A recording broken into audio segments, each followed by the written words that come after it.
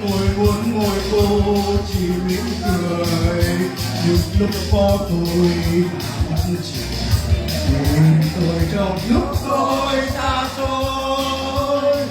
Tôi muốn cô đừng nhìn tới ai, đừng một phút thấy ta hoa tươi, đừng muốn tôi chuyến đến lòng buồn quay về. Tôi muốn chụp lớn của nước hoa vốn tầm bay xa, thật là ngây ngất.